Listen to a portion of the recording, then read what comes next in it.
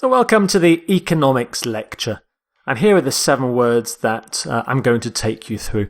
Boom, slump, GDP, deficit, surplus, macroeconomic, and microeconomic. So the first word we're going to look at is boom. Boom.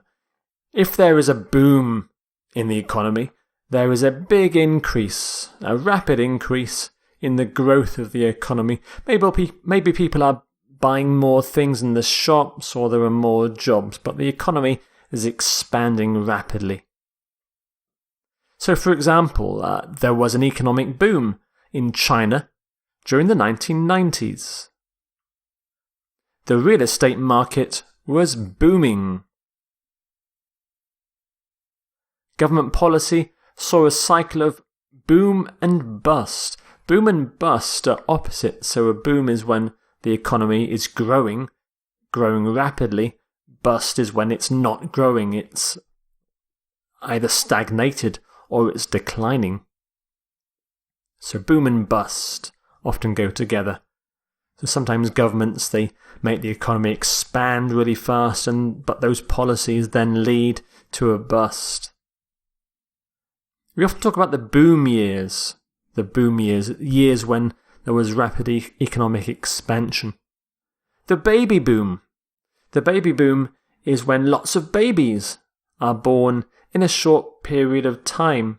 So at the end of the Second World War, when the war was over and all the soldiers went home to their wives, there was a baby boom because the soldiers and the wives made lots of babies. And we often talk about an economic boom as well. Now, boom here, economic boom, is really a noun, but of course you can use it as an adjective, booming, as a verb boomed as well. And here are some synonyms for boom. So expansion, growth, soar, spurt, upsurge, upturn. And remember the opposite of boom, the antonym of boom, is bust. And another word that's very similar to bust is the word slump. This is also the opposite of boom. It means the same thing as bust. It's when there's a decrease in economic growth or stagnation. So when there is no growth, it's flat, there are fewer jobs, people spend less money. So the collapse in the banking sector led to an economic slump. This was in 2008. Net profit slumped by 41%. There was a significant slump in the housing market, so maybe housing prices started to fall. So we talk about an economic slump, sales slump, a housing slump. We often talk about a slump in something. So a slump in the economy, a slump in sales, a slump in housing. Some synonyms for slump. Bust, of course, bust. Decline, decrease, downturn, recession.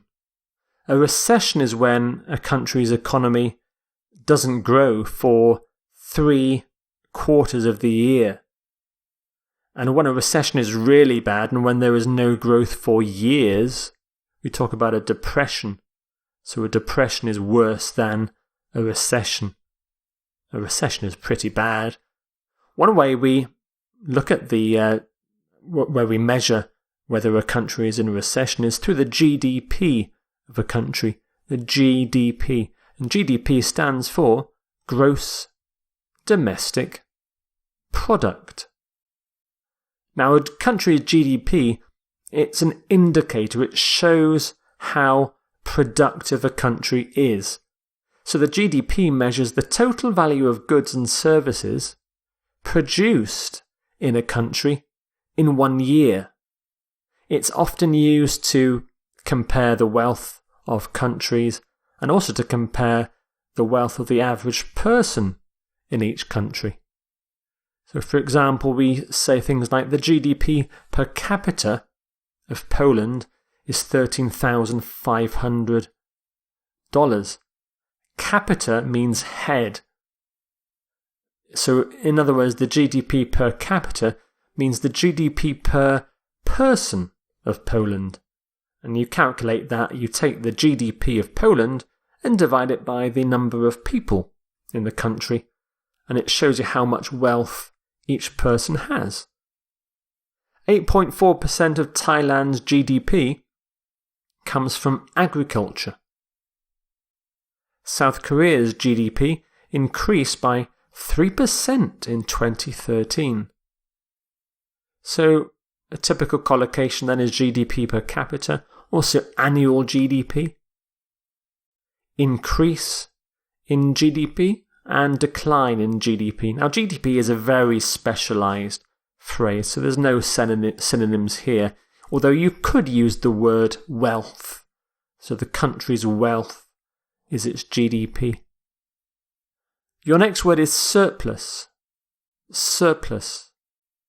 A surplus is extra resources or extra money greater than what you actually need. So a country with an economic surplus has more money coming in from things like taxes than what it's spending.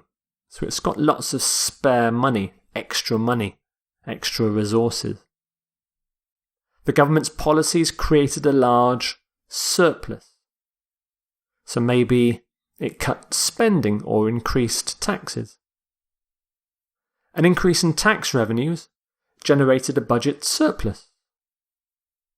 Now, the last sentence here shows that the word surplus can mean more than just money. So the eminent professor has a surplus of knowledge and wisdom.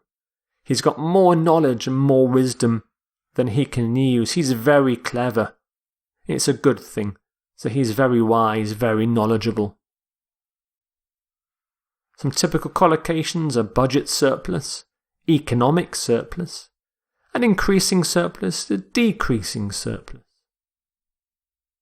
And some synonyms for surplus are excess, leftover, unused. Our next word is the opposite of a surplus, a deficit. A deficit is when you don't have enough resources, when you don't have enough money for what you need. So a country with an economic deficit spends more money than it gets in from things like taxes. It spends more money than it has. They're finally ready to cut the budget deficit next year. Politicians talk a lot about trying to cut the budget deficit. The Greek government ran a budget deficit of 3 billion euros last year. So it spent 3 billion euros more than it took in from things like taxes. There is a balance of payment deficit. Now that means that your country has more goods and products coming into the country, more imports than exports.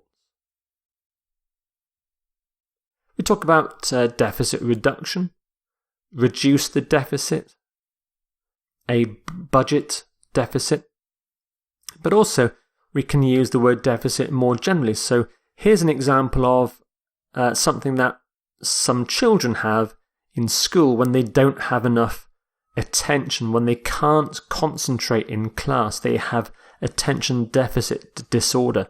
They don't have enough attention. They can't listen to the teacher. They mess around in the classroom. They can't concentrate. Attention deficit disorder, or ADD is often called as well. ADD. So deficit, some synonyms for deficit: shortfall, lack, so you have a lack of attention, a lack of money. Arrears, shortage. Two more words. Macroeconomic is the next one. This is the penultimate word. Macroeconomic. Macroeconomics is a branch of economics and economic study that is concerned with the big stuff, the big major general features of a country's economy. such as the level of inflation, unemployment, or bank interest rates as well. Macroeconomic. The word macro simply means big. Big things. So it's kind of like big economics, macroeconomic. Greater macroeconomic stability is a major aim of government policy. Macroeconomic policy failed to establish a stable rate of low inflation. Macroeconomic data suggests that there will not be enough young people entering the workforce in the next 10 years. And some collocations: macroeconomic policies, macroeconomic management, macroeconomic stability, macroeconomic conditions. And macroeconomic is an adjective, but you can turn it into a noun simply by adding the S. So the study of macroeconomic issues is called macroeconomics. It's a very specialised term, so there are no synonyms for macroeconomic. And the final word in this lecture is microeconomic. Microeconomic. So microeconomics is a branch of economics that is concerned with the small, individual features of a country's economy, such as the workings of a particular company or a particular market, or even just looking at a single product in a market. Microeconomic. And again, the prefix micro, that means small, so it's the small economic. The microeconomics module of the economics course is always popular with students. It's a very interesting part of economics to study.